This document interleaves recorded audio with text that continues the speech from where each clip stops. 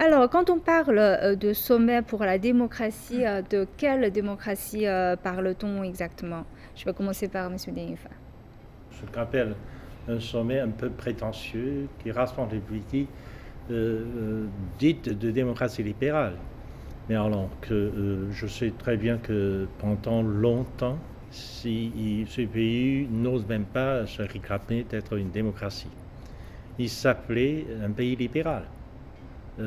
Ce sont les pays socialistes qui se réclamaient d'être des pays démocratiques, ne serait-ce que par le nom. À l'époque, les pays socialistes usaient ou utilisaient le nom de la démocratie. C'était l'alliance de la démocratie dans le monde. Si bien que les pays qui ont un nom de démocratie étaient tous des pays dits socialistes.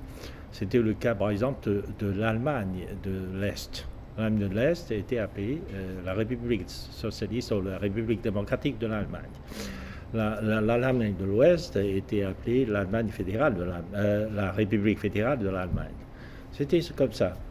Après la fin de la guerre froide, après l'éclatement de l'Union soviétique, bien, ils ont pris en relais l'étendard de la démocratie, et comme si n'y avait rien que ces pays dits capitalistes, qui étaient des pays démocratiques. Et ils ont prétendu que la démocratie était la fin de l'histoire.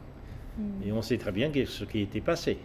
Tout dernièrement, en Europe, aussi bien en Europe aux États-Unis, on sait très bien que leur démocratie ne fait plus croire à leur population.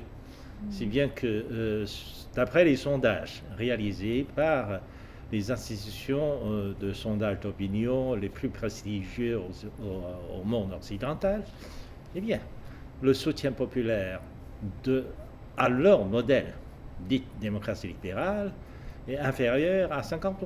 Donc la moitié de la population n'y croit plus. Donc de là à dire qu'ils sont encore une démocratie libérale, démocratie veut dire le peuple. Le peuple n'y croit plus à ce modèle qui insiste à être démocratie, c'est un peu ridicule. Alors, est-ce que vous êtes d'accord avec le point de vue que ce sommet va créer une sorte d'atmosphère de guerre froide et cette fois le rideau de fer, c'est plutôt cette ligne de la, entre guillemets, démocratie? En fait, oui, et depuis un certain temps, les pays occidentaux ou les pays capitalistes essaient d'utiliser le terme de la démocratie comme une arme dans les relations internationales. En fait, c'est une qualification tout à fait unilatérale. Même en France ou dans les pays occidentaux, c'était la même chose. La démocratie était le slogan et la mobilisation des mouvements de masse de gauche. C'était des mouvements de gauche, les syndicalistes, etc., étaient pour les mouvements de démocratie.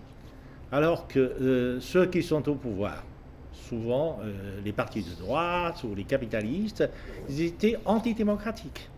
Parce qu'ils ne pouvaient pas accepter que, par exemple, les pauvres ou les gens de la population pauvre, etc., arrivent au pouvoir par les moyens démocratiques, par le vote, par exemple.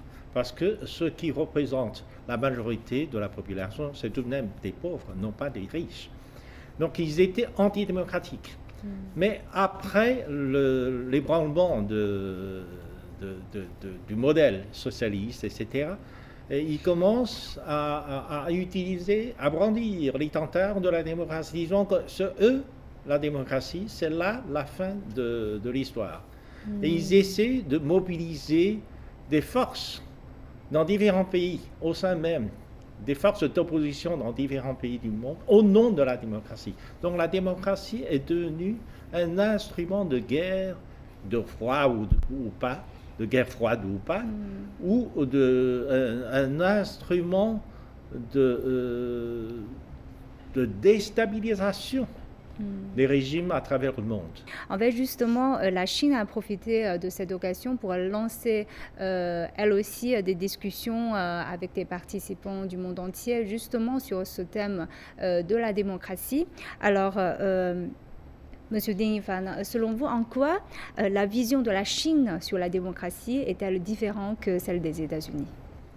En fait, oui, la démocratie a été le slogan et le contenu réel de la révolution chinoise. En fait, s'il n'y avait pas le slogan de la démocratie, il n'y aurait pas eu la révolution en Chine.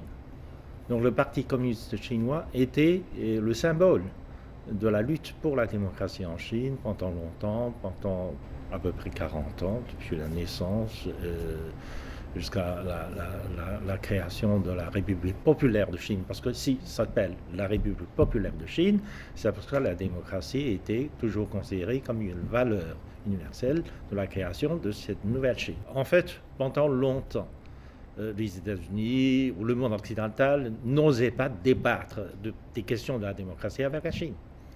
Parce que là, jusque dans les années 1960-1970, la Chine était le phare de la démocratie. Regardez les mouvements de gauche, les mouvements pour la démocratie dans le monde occidental, ils considéraient la Chine comme le symbole de la démocratie à l'époque. Donc ce n'était pas le cas d'aujourd'hui. Parce qu'après la fin de la guerre froide, du monde bipolaire, les États-Unis pensaient qu'ils ont gagné la guerre froide. Et du coup, ils ont essayé de transformer le slogan et le contenu de la démocratie pour instrumentaliser la démocratie en leur faveur, pour transformer la démocratie en une espèce d'instrument d'intervention dans les affaires d'autres pays au nom de la démocratie. Et c'est pour cela qu'aujourd'hui, la Chine, bien sûr, ne reconnaît pas la légitimité de la démocratie à l'américaine.